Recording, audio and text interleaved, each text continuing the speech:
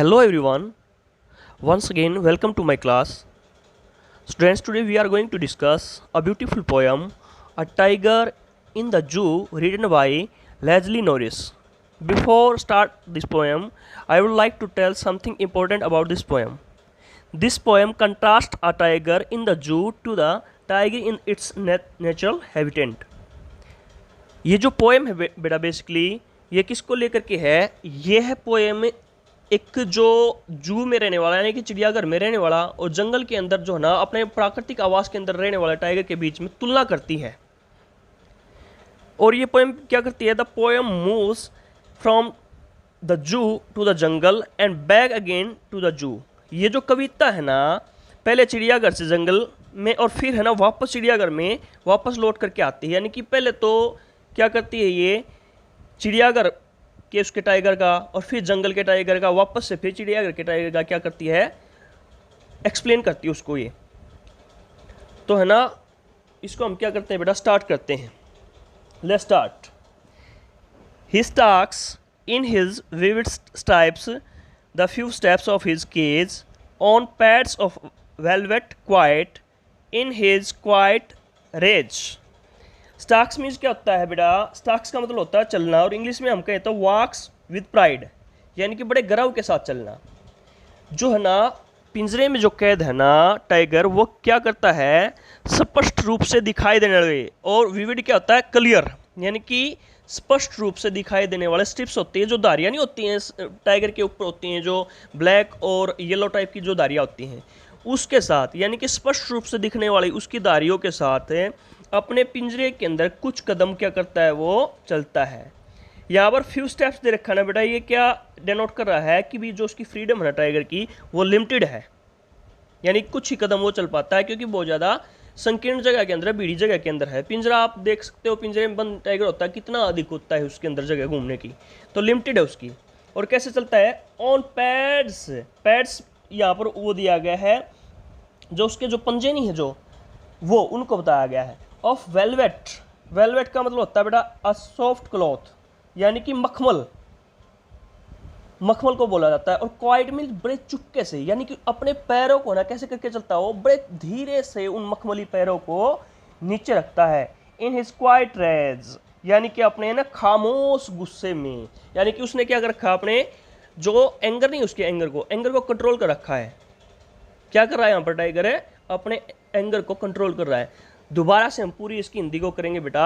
जो टाइगर है ना जू के अंदर बंद है वो है ना अपनी स्पष्ट जो धारियाँ हैं टाइगर की धारियों के साथ है ना अपने पिंजरे के अंदर कुछ कदम चलता है और अपने पैरों को जो है ना उसके जो पंजे हैं उनके मखमली पंजों को बड़ी चुपके से रख रहा है।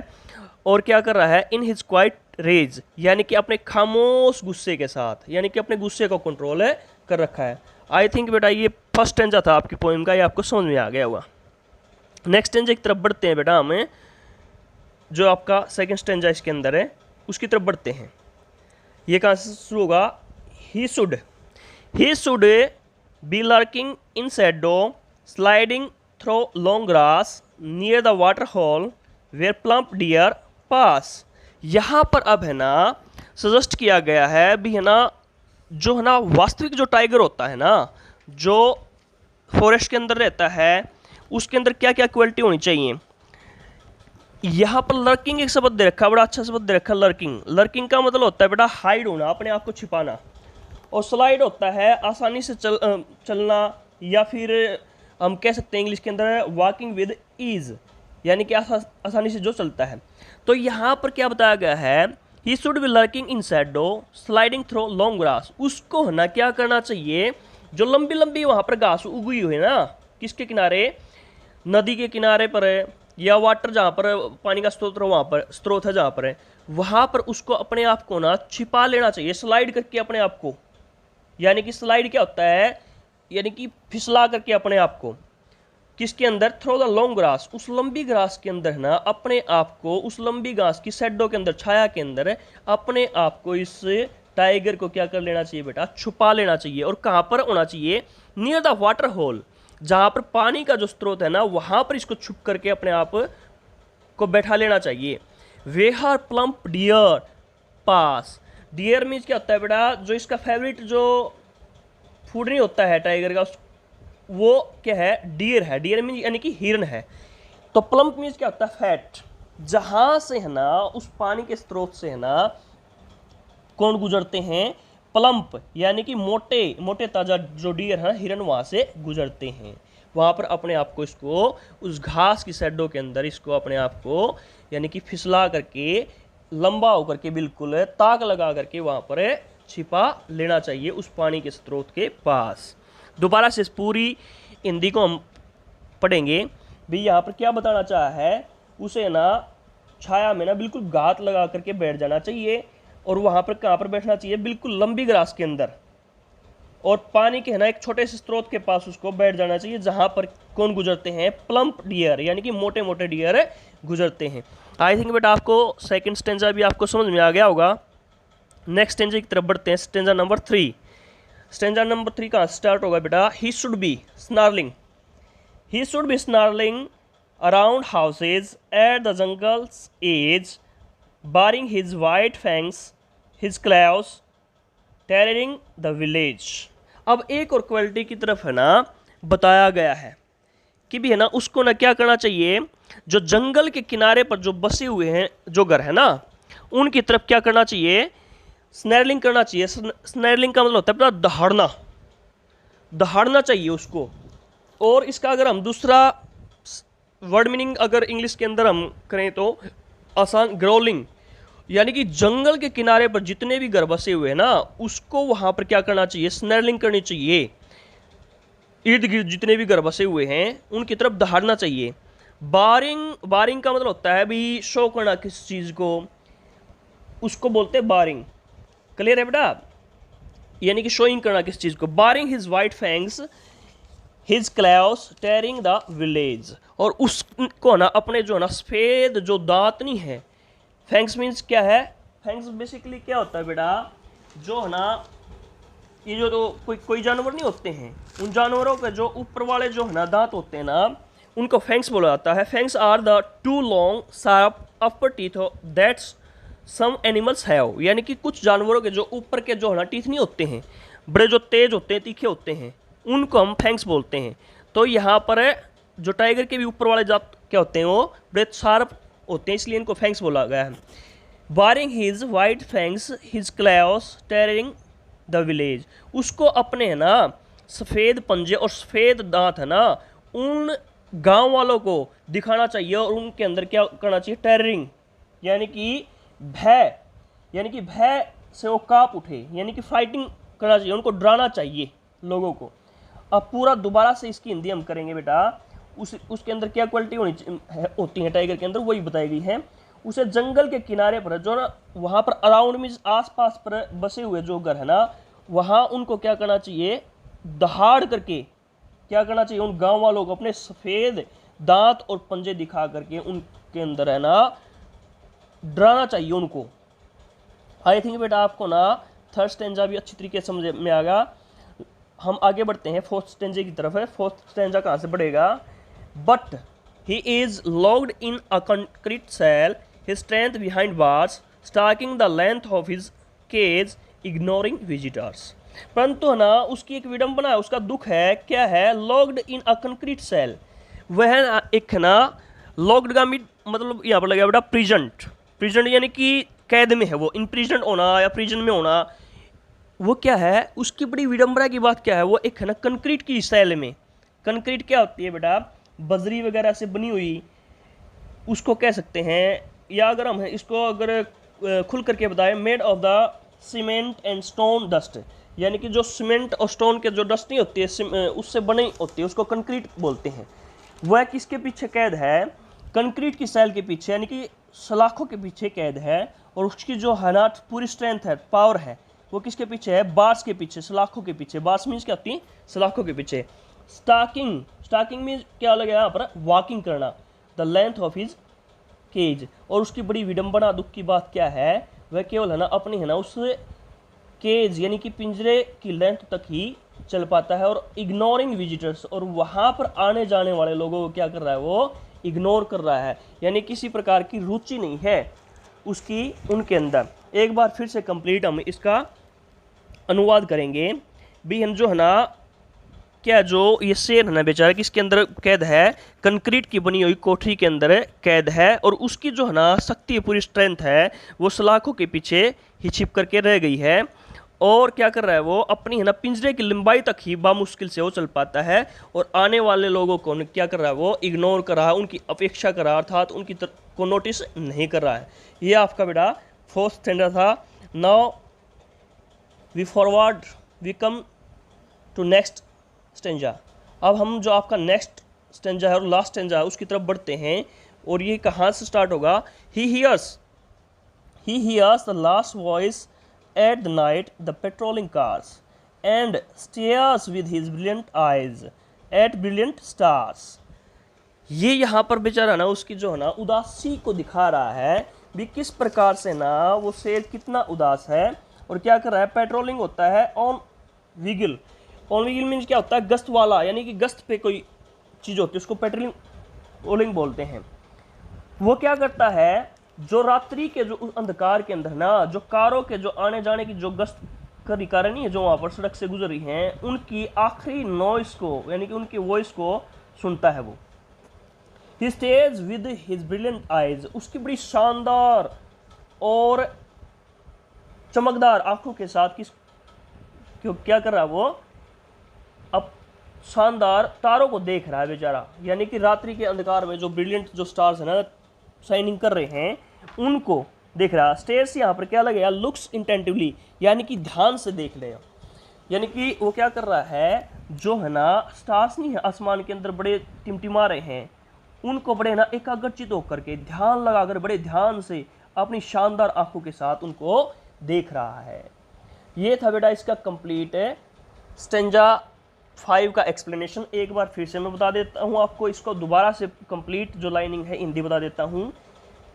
He hears the last voice at night, यानी कि वह रात को गश्त लगाने वाली कारों की आखिरी आवाज़ सुनता है, और क्या करता है, he and stares with his brilliant eyes at brilliant stars, और अपनी जो है ना चमकीली आंखों, चमकीली और शानदार आंखों के साथ है ना शाइनिंग स्टार्स को क्या कर रहा है वो, चमकते हुए स्टार्स को देख रहा है, यानी कि तारों को देख रहा है।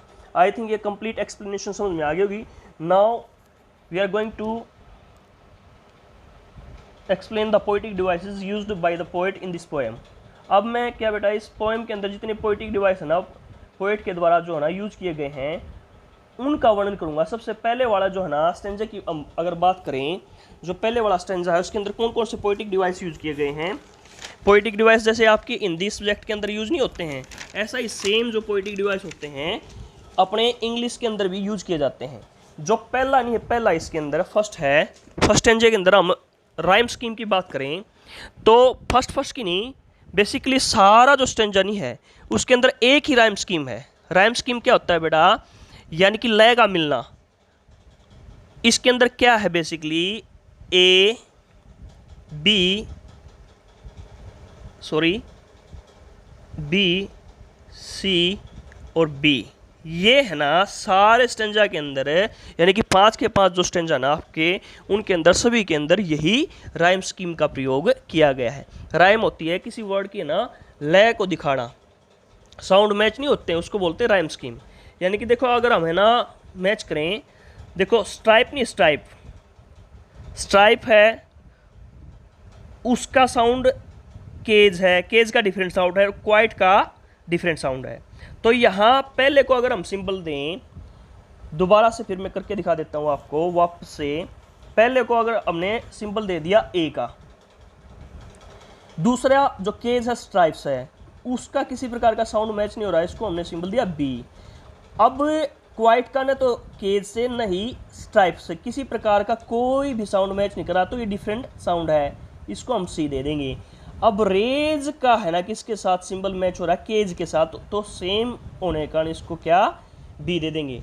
तो सारी जो है ना पोएम है ना, इसके 5 जो स्टेंजा है ना उसके अंदर क्या राइम स्कीम यूज की गई है, ए बी सी बी, ये है। बार बार इसको राइम स्कीम को हम डिस्कस नहीं करें क्योंकि पांचों जो स्टेंजा है ना इसके अंदर, पांचों के अंदर क्या है, सेम राइम स्कीम है, ठीक है ना। नेक्स्ट हम चलते हैं, इसके अंदर जो है ना जो पोएटिक डिवाइस यूज किया गया है पर्सोनिफिकेशन। पर्सोनिफिकेशन यूज किया गया है बेटा कहाँ पर है, यहाँ पर ही, यानी कि टाइगर एक एनिमल है और एनिमल को ना एक पर्सन की तरह दिखाया गया, ही कह करके बुलाया गया यहाँ पर। तो यहाँ पर क्या हो गया, पर्सोनिफिकेशन, जिसको हम हिंदी में बोलते हैं मानवीकरण। और कब होता है, जब यानी कि जड़ और चेतन, यानी कि जितनी भी जीवित हो या फिर है ना मृत चीज़ हैं, जैसे कि एनिमल्स वगैरह हैं या फिर पौधे वगैरह, पेड़ पौधे वगैरह हैं, उनको ना मानव की तरह एक्टिविटी करते हुए दिखाया जाए ना, उसको पर्सोनिफिकेशन बोलते हैं। ठीक है ना। नेक्स्ट फिर अगर हम बात करें, इसके अंदर एंजाम्मेंट भी है। एंजाम्मेंट क्या होता है बेटा, एक सेंटेंस होता है, सेंटेंस को ना यानी कि विदाउट किसी पंक्चुएशन के बोल दिया जाता है ना एक ही सेंटेंस को, तो उसको बोल दिया जाता है एंजाम्मेंट, यानी कि ही से लेकर के और केस तक, यानी कि इसको एक ही यानी कॉमे के साथ बोला गया है, एंजाम्मेंट है इसके अंदर। नेक्स्ट हम है ना इसके अंदर पोएटिक डिवाइस की बात करें तो इमेजरी का प्रयोग किया गया है। इमेजरी क्या होता है, कल्पना की गई है इसके अंदर। आप कल्पना कर सकते हो भी है ना, स्टिप्स के लिए क्वाइट वेवलेट के अंदर कैसे चलता है वो भी, कैसे वो अपने पिंजरे के अंदर चल रहा है, तो इमेजरी है इसके अंदर एक। नेक्स्ट हम पोएटिक डिवाइस की बात करें तो कॉन्सोनेंस का यूज किया गया है। कॉन्सोनेंस का अगर हम बात करें तो कहाँ पर यूज किया गया है, कॉन्सोनेंस क्या होता है, प्रोमिनेंट साउंड ऑफ कॉन्सोनेंट। ये यहाँ पर एस और एस, ये एस साउंड नहीं है, फर्स्ट लाइन के अंदर प्रोमिनेंट है, तो यहाँ पर है कॉन्सोनेंस का प्रयोग किया गया है। नेक्स्ट हम बात करें तो इसके अंदर पोएटिक डिवाइस की एजोनेंस का प्रयोग किया गया है। एजोनेंस का भी प्रयोग किया गया है। अगर पहली लाइन के अंदर है ना, एजोनेंस क्या होता है, एक रिपीटेड साउंड ऑफ वोवल, यानी कि किसी भी वोवल का है ना रिपीटेड बार बार कोई साउंड होता है ना एक ही वोवल का, उसको एजोनेंस बोलते हैं। अगर हम बात करें एजोनेंस की, यहाँ पर आई साउंड है ना पहली लाइन के अंदर, आई इन, हेज, विविड, स्टाइप्स, इसके अंदर आई प्रोमिनेंट है, तो ये हो गया। नेक्स्ट अगर हम ना इसके अंदर बात करें पोएटिक डिवाइस की, तो इसके अंदर ऑक्सीमोरॉन का भी प्रयोग किया गया है। ऑक्सीमोरॉन क्या होता है बेटा, दो जो अपोजिट चीज होती है ना उनको एक साथ दिखा देना, उसको ऑक्सीमोरॉन बोलते हैं।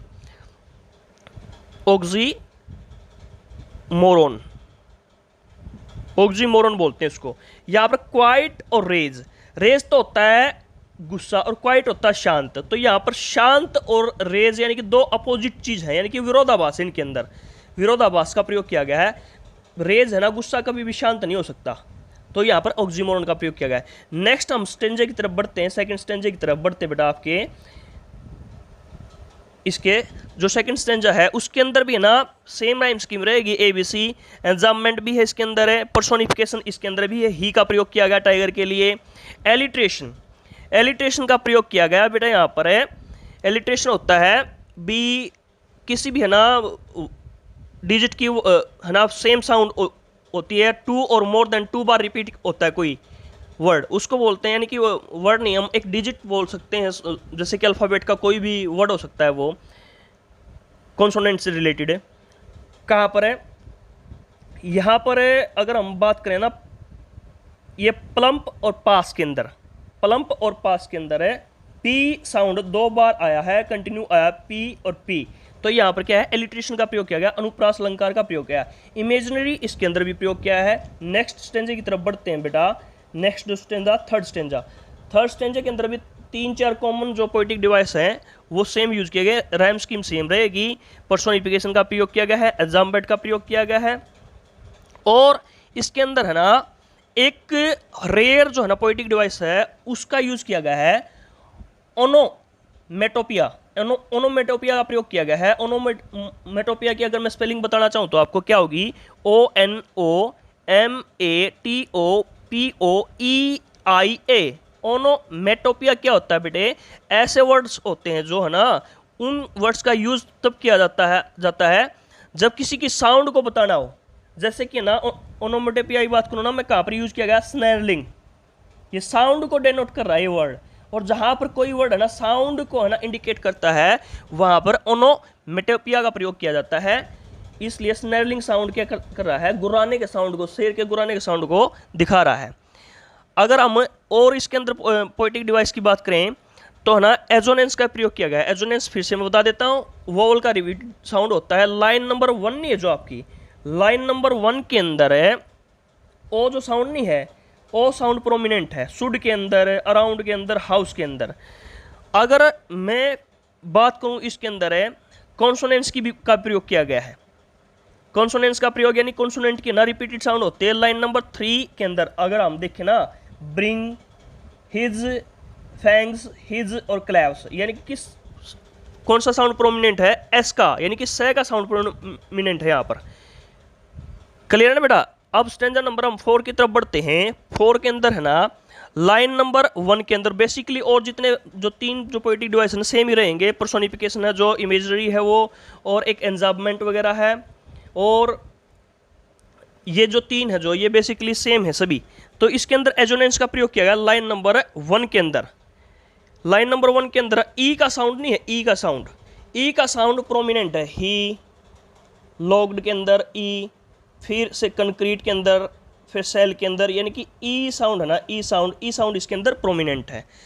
अब इसके अंदर दूसरा एक और पोएटिक डिवाइस यूज किया गया, कॉन्सोनेंस। कॉन्सोनेंस लाइन नंबर 2 के अंदर, लाइन नंबर 2 के अंदर हिज, स्ट्रेंथ और फिर बार्स, एस का प्रयोग किया गया है। तो यहाँ पर है एस प्रोमिनेंट है लाइन नंबर 2 के अंदर। अगर लाइन नंबर हम 4 की बात करें तो यहाँ पर फिर से आई साउंड, इग्नोरिंग के अंदर कितनी बार, यानी कि आई, और विजिटर के अंदर आई, यानी कि यहाँ पर भी आई प्रोमिनेंट है। तो यहाँ पर क्या हो जाएगा बेटा? एजोनेंस का प्रयोग किया गया है। ये टोटल 4 की होगी राइम स्कीम। 5th जो स्टेंजा ना उसकी राइम स्कीम की तरफ बढ़ते हैं। हमें 5th स्टेंजा के अंदर देख लेते हैं क्या क्या राइम स्कीम है। सेम तो राइम स्कीम वही रहेगी। और लाइन नंबर 3 के अंदर जो 3 जो लाइन है ना उसके अंदर है ना एंजाममेंट का प्रयोग किया गया लाइन नंबर 3rd और 4th के अंदर। ये जो 3 और 4 नहीं है, एंजाममेंट क्या होता है मैं फिर से बता देता हूँ बेटा, बार बार बता रहा हूँ। एंजाममेंट होता है अ पाज, there is no pause in the lining, mean to say there is no punctuation is used in the lining, यानी किसी प्रकार के पंक्चुएशन का प्रयोग नहीं किया जाता। एक लंबी चौड़ी लाइन अब बिना किसी पंक्चुएशन के बोल दी जाती है, उसको एंजाममेंट बोला जाता है। तो एंजाममेंट का प्रयोग है 3rd और 4th लाइन के अंदर। अगर मैं है ना एक बार रिवाइंड करूं स्टेंजा नंबर 4, स्टेंजा नंबर 4 के अंदर है ना मैं थोड़ा सा भूल गया था बताना, जो लाइन नंबर 2 नहीं है, लाइन नंबर 2 है, इसके अंदर है एलिट्रेशन का प्रयोग किया गया है बेटा। एलिट्रेशन का बिहाइंड और बार, बी साउंड 2 बार आया है यहाँ पर। तो यहाँ पर अनुप्रास अलंकार है, एलिट्रेशन है यहाँ पर। नेक्स्ट फिर से बढ़ते हैं 5th स्टेंजा की तरफ है।